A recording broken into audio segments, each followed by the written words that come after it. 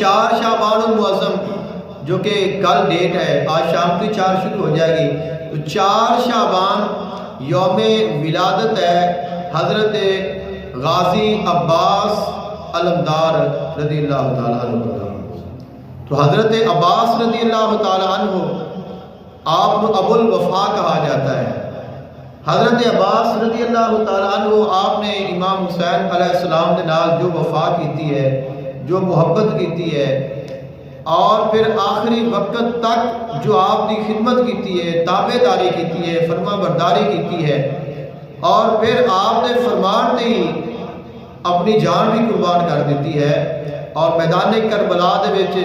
آپ نے اپنی عظیم قربانی پیش کیتی ہے۔ تو حضرت عباس علمدار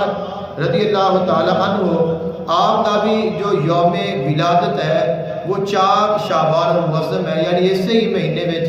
امام حسین علیہ السلام کی ولادت ہے، اور اس ہی مہینے وچ حضرت عباس علمدار رضی اللہ تعالیٰ عنہ آپ کی یوم ولادت ہے۔ اس نسبت کے نال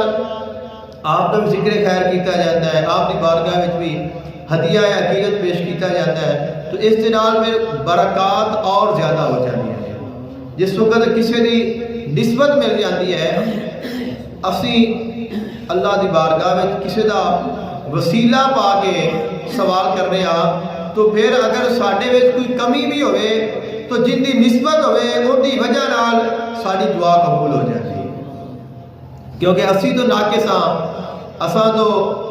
گناہگار ہاں، خطا کار ہاں، لیکن ساری جو نسبت ہے، سارا جو تعلق ہے وہ انہاں دے نال ہے جڑے بے عیب نے، جڑے پاک نے، جڑے طیب نے، جڑے طاہر نے۔ جس وقت پاکاں دا وسیلہ اس پاک دی بارگاہ وچ پیش کیتا جائے تو پھر مالک اس وسیلہ پان والے نو بھی پاک کر دیتا